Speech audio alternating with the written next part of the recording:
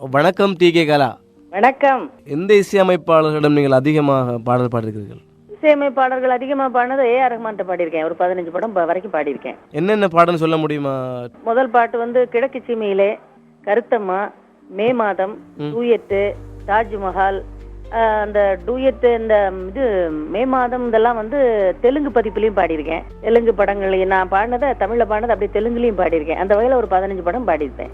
தாயில் சிறந்த கோயிலும் இல்லை, தந்தை சொல் மிக்க மந்திரம் இல்லை. ஆமா. நீங்கள் இந்த பாடலை பாடுவதற்கு முன்னால் உங்களுக்கு சினிமா வாய்ப்பு எப்படி வந்தது? அது வந்து என்னுடைய தாயாருடைய குருநாதர் ஏபி நாகராஜன் அவர்களுடைய டைரக்ஷன்ல அகத்தியர் அப்படிங்கிற படத்துல ஒரு பையனுக்கு பாடினேன் நான்.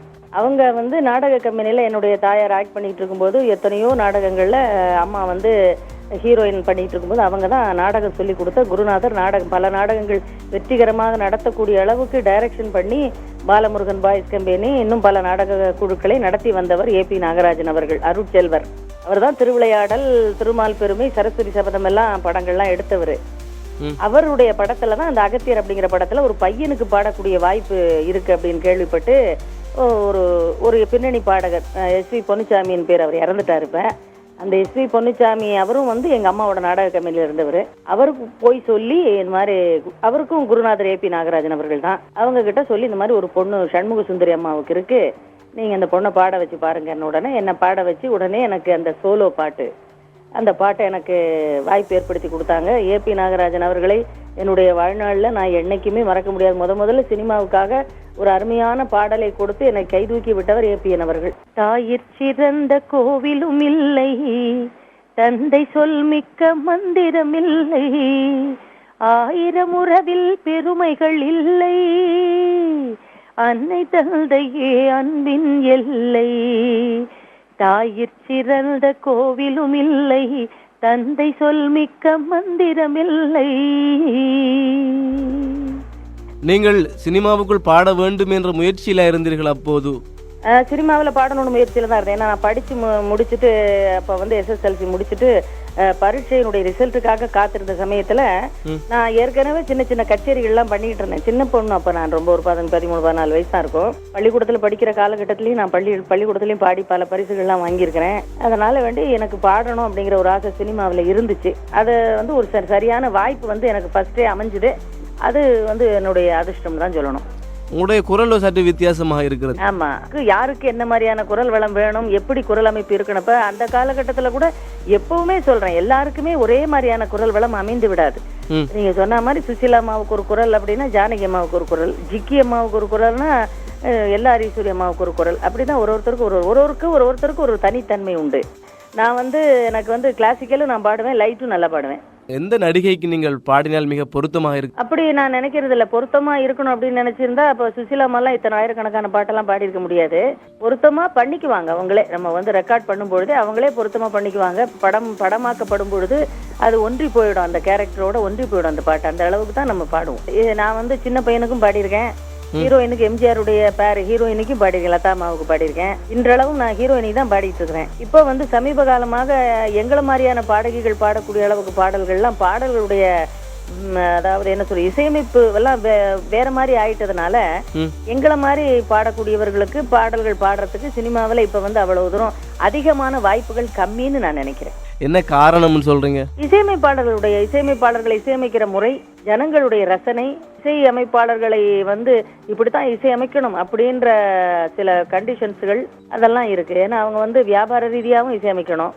ஆனா என்னுடைய தமிழ் பாடகிங்கிற முறையில எனக்கு என்ன ஒரு வருத்தம் அப்படின்னா, எந்த காலகட்டத்திலயுமேங்க எல்லா தரப்பு எல்லா வயதினரையுமே ஈர்க்கக்கூடியதா தமிழ் பாட்டு இருக்கணும்னு நான் நினைக்கிறேன். ஒரு பாட்டு தமிழ் பாட்டுங்கிறது இல்ல, எந்த பாட்டாக இருந்தாலுமே எந்த வயதுக்காரங்களுமே அதை ரசிக்கணும். இப்ப இசையமைக்கிற முறை எப்படி இருக்குன்னா, இளைஞர்களை மட்டும் ஈர்க்கக்கூடியதா இருக்கு. இளைஞர்கள் வந்துன்னா ரொம்ப சின்னவங்க 25, 26 வயசு பிள்ளைகளுக்கெல்லாம் பழைய காலத்து பாடல்களை பத்தின சில சிறப்புகள்லாம் தெரியாமையே இருக்கு. இப்ப இருக்கிற பாடல்கள் வந்து அவங்கள திருப்திப்படுத்துறதுக்காக இசையமைக்கிறது வந்து எனக்கு வந்து அவ்வளவு உடன்பாடு கிடையாது. ஏன் அப்படின்னா வந்து எல்லா வயதினரையுமே பாட்டு அப்படின்னா வந்து ஈர்க்கக்கூடியதா இருக்கணும். அந்த காலத்துல எல்லாம் அப்படித்தான் இருந்துச்சு. 10, 25 வருஷத்துக்கு முன்னாடி வந்த பாடல்கள்லாம் அப்படித்தான் இருந்துச்சு. எல்லா வயதுக்காரர்களும் அந்த பாட்டை இன்றளவு ரசிச்சுக்கிட்டு இருப்பாங்க. 80 வயசுக்கார உங்களை கூப்பிட்டு கேட்டீங்கன்னாலும் அவங்களும் அந்த எம்ஜிஆர் சிவாஜி பாடல்கள் எல்லாம் பத்தி சொல்லுவாங்க. அப்படித்தான் இருக்கணும் பாட்டு, அப்படித்தான் இருக்கணும்னு நான் விரும்புறேன். அதையும் தாண்டி நீங்கள் தற்போது ரசிக்கின்ற பாடல் என்ன? அதையும் தாண்டி எப்படின்னா இப்ப ரசிக்கிற பாட்டு அப்படின்னு எடுத்துக்கிட்டீங்கன்னா நல்லா இருக்கிற எல்லா பாட்டையுமே ரசிப்பேங்க நான். என்னை பொறுத்தவரைக்கும் இதுதான் அதுதான்றதெல்லாம் கிடையாது. எந்த மொழியா இருந்தாலும் எந்த அது இசையமைப்பு அப்படிங்கிறது அருமையாகவும் இனிமையாகவும் இருந்தால் எந்த வகையான பாட்டையும் நான் ரசிப்பேன். முதல்ல நான் ஒரு ரசிகை, அதுக்கப்புறம் தான் நான் பாடகி. ஸ்ரீலங்காவில் இருக்கிற ரசிகர்களை பத்தி சொல்லணும் அப்படின்னா எனக்கு மிகவும் பிடித்த ஒரு ரசிகர்கள். ஏன் அப்படின்னா என்னுடைய சரித்திரமே அவங்களுக்கு தெரியும். நான் எந்தெந்த படத்துல எந்தெந்த வருஷத்துல பாடினேங்கிறது எனக்கே ஞாபகம் இல்லைனாலும் அவங்க எனக்கு ஞாபகப்படுத்தி சொல்லும்போது ரொம்ப சந்தோஷம். ஒரு பாடகிக்கு ஒரு ஒரு கலை சம்பந்தப்பட்டவங்களுக்கு இதை விட ஒரு மகிழ்ச்சி கொடுக்கக்கூடிய விஷயம் வேற எதுவும் கிடையாது. கண்டிப்பா. ஆமா, ரசிகர்களுடைய ரசனையும் அவர்களுடைய ஆதரவும் தான் எங்களை மாதிரியான கலைஞர்களுக்கு தேவைப்படுது. அதனால அது ஸ்ரீலங்காவில் எனக்கு கொஞ்சம் இல்ல நிறையவே எனக்கு கிடைக்கும். எனக்கு ரொம்ப சந்தோஷம். ஏன்னா அவ்வளவு ஒரு ஞானமான ஒரு ஊர் அந்த ஸ்ரீலங்கா. நான் நிறைய அங்க கச்சேரிகள் பண்ணியிருக்கிறேன். அதனால ஸ்ரீலங்கன் மக்களை நான் என்றுமே மறக்கவே முடியாது. உலக நாடுகள்ல எங்க போனாலுமே எனக்குன்னு என்னுடைய பொய்வா நதியலே அப்படின்னா நான் டி.கே. கலான்னு எனக்கு இனம் பிரித்து கரெக்டா என்னை யாருன்னு கண்டுபிடிச்சு சொல்லிடுவாங்க. அப்படிப்பட்ட ஒரு அருமையான ரசிகர்களை கொண்ட ஸ்ரீலங்கா நாடை நான் என்னைக்குமே மறக்க மாட்டேன். கண்டிப்பாக எங்களாலும் உங்களை மறக்க முடியாது. நீங்கள் இந்த பொய்வா நதியாலேயே பாடலை கொஞ்சம் பாடுங்களேன். பொய்வா நதியலையே இவள் பூச்சூடும் நாள் பார்த்து வா வா நதியலையே ஏழை பூமிக்கு நீர் கொண்டு வா பூச்சூடும் நாள் பார்த்து வா. புரட்சி தலைவர் அவர்கள் எனக்கு கொடுத்த பெரிய ஒரு கொடை அது. எத்தனையோ பேருக்கு எவ்வளவு கொடை செய்திருக்கிறார். அவர் எனக்கு செய்திருக்கிற கொடை என்னுடைய ஆயுள் பரியந்தம் அவருக்கு நன்றி செலுத்த கடமைப்பட்டிருக்கேன். என்னுடைய வாழ்க்கையில அவர் விளக்கேற்றி வைத்தார்கள் என்னுடைய வாழ்க்கையில அப்படி இப்படிலாம் சொல்லுவாங்க. அதெல்லாம் விட அதுக்கெல்லாம் விட ஒரு மேல வார்த்தை இருக்குன்னா கூட அதை சொல்றதுக்கு அவருக்கு பொருந்தும். அந்த அளவுக்கு எனக்கு படங்கள்ல வாய்ப்பு கொடுத்து என்னை ஆதரிச்சவங்க. ரொம்ப அவங்கள வாழ்க்கையில எந்த மேடையில நான் பாடினாலும் அவங்கள பத்தி நான் நினைவு கூற தவறுவதில்லை. கண்டிப்பாக. ஆமா, நன்றி மறப்பது நன்று அன்று. ஆமா. சுமார் எத்தனை பாடல்கள் பாடி இருக்கிறீர்கள்? இருக்கலாம். நான் நிறைய கேசட்ஸ்கள்லாம் பல பாஷையில எல்லா மொழிகளையும் பாடியிருக்கேன். தமிழ், தெலுங்கு, கன்னடம், மலையாளத்துல எல்லாம் ஒரு 500-600 கேசட் பாடியிருப்பேன். அது போக சினிமாவில் பாடினது ஒரு 500-600, ஒரு 1000 ஏன் அந்த ரேடியோல பாடினதெல்லாம் சேர்த்து ஒரு 3000-4000 பாடல்கள் இருக்கலாம். சினிமாவுக்காக ஒரு 500-600 பாடல்கள் பாடியிருப்பேன். இதனால தமிழ் சினிமாவுல ஒரு பாடகியா இருந்து கொண்டு ஏதாவது உங்களுக்கு கசப்பான அனுபவங்கள் இருக்கிறதா? கசப்பான அனுபவம்ங்கிறது எனக்கு பாடகிங்கிற முறையில ஏற்பட்டது கிடையாது. கசப்பான ஒரு நிகழ்ச்சிகள் இருக்கு. அதெல்லாம் பார்க்கும்பொழுது ஒரு தமிழச்சிங்கிற முறையில நான் ரொம்ப வேதனைப்படுறேன். தமிழ் பாடகர், தமிழ் பாடகிகளுக்கு தமிழ் படத்துல சரியான வாய்ப்புகள் தரப்படுவதில்லை அப்படிங்கிறது தான் என்னுடைய பெரிய வேதனை. மிகப்பெரிய வேதனை என்னன்னா அதான். நடிப்பிலாகட்டும் பாட்டிலாகட்டும் சரியான வாய்ப்புகள் தமிழர்களுக்கு தமிழ்நாட்டில் தரப்படுவதில்லை. மற்ற மாநிலங்கள்ல நம்ம கேட்க விரும்பல. நம்ம சொந்த நாட்டுல, நம்ம தாய் தமிழ்நாட்டுல நமக்கு உண்டான வாய்ப்புகள் ஏன் கிடைக்க மாட்டேங்குது? எதற்காக மற்றவர்களுக்கு நாம் இடம் கொடுத்து விட்டு நாம் ஏன் ஒதுங்கி கொண்டிருக்க வேண்டும்? இது என்னுடைய வேதனையான ஒரு கேள்வி. இந்த கேள்விக்கு விடை யார் சொல்ல போறாங்கன்னு தெரியல. எத்தனையோ பேர் தமிழ் மொழின்னு நம்ம சொல்லிக்கிட்டு இருக்கிறோமே ஒழிய சினிமா துறையை பொறுத்த வரைக்கும் தமிழர்களை விட மற்ற மொழிக்காரர்கள் தான் ஆதிக்கம் செலுத்துகிறார்கள். இந்த நிலை மாற வேண்டும். தமிழர்களுக்கும் வாய்ப்பு தர வேண்டும். தமிழ்நாட்டுல நம்ம போய் மற்ற மொழியில போய் பாடுறதுக்கோ நடிக்கிறதுக்கோ நமக்கு அவ்வளவு வாய்ப்புகள் கொடுக்கப்படுறதில்லை, தரப்படுவதில்லை. ஆனால் நமது தமிழ்நாட்டில் பிழைக்க வந்தவர்கள் நம்மை பின்னுக்கு தள்ளிவிட்டு அவர்கள் முன்னுக்கு வர வேண்டும் என்று நினைக்கும் கூடிய அளவிற்கு நடந்து கொண்டிருக்கிறது நிகழ்வுகள். அதையெல்லாம் பார்க்கும்பொழுது தமிழச்சிங்கிற முறையில நான் வேதனைப்படுறேன். நான் ஒரு பாடகி, ஒரு சாதாரண பாடகி. என்னால் வேதனை தான் பட முடிகிறது. என்னால் முடிந்த அளவுக்கு தமிழிசை நிகழ்ச்சி பண்ணுகிறேன். தமிழிசை நிகழ்ச்சி பண்ணி அதை தமிழர்களுக்கு அந்த தமிழ் உணர்வை என்னால் முடிந்த அளவுக்கு, அதாவது ராமாயணத்துல அணில் மாதிரி செஞ்சிட்டு இருக்கேன். என்னால் ஏற்பட்ட தமிழுக்கு நான் செய்யும் ஒரு சிறு தொண்டு.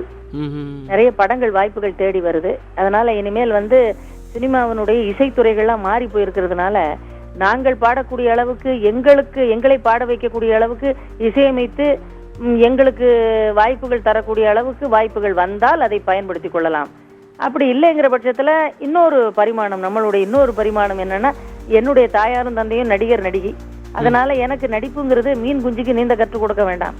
யாரோ என்னை நடிக்க கூப்பிட்டார்கள் என்றால் என்னால் எனக்கு தெரிந்த அந்த தொழிலை நான் செய்து கொண்டிருக்கிறேன். அதனால நான் இப்ப பாடுறதை விட நிறைய நடிக்கிறது. இப்ப எனக்கு நிறைய பாடுறது வந்து கச்சேரிகளுக்கு போயிட்டு இருக்கேன். லைட் மியூசிக், பக்தி பாடல்கள், தமிழ் இசை நிகழ்ச்சி, அருட்பா இசை நிகழ்ச்சி எல்லாம் பண்ணிட்டு இருக்கேன். டூயட் படத்தில் ஒரு பாடல் பாடியிருக்கிறீர்கள். ஆமா, டூயட் பாடியிருக்கேன். செங்காத்தேன் ஒரு பாட்டு ஒண்ணு தாஜ்மஹால் படத்துல பாடியிருக்கேன். எல்லாம் ரஹ்மானுடைய இசையமைப்பு எல்லாமே.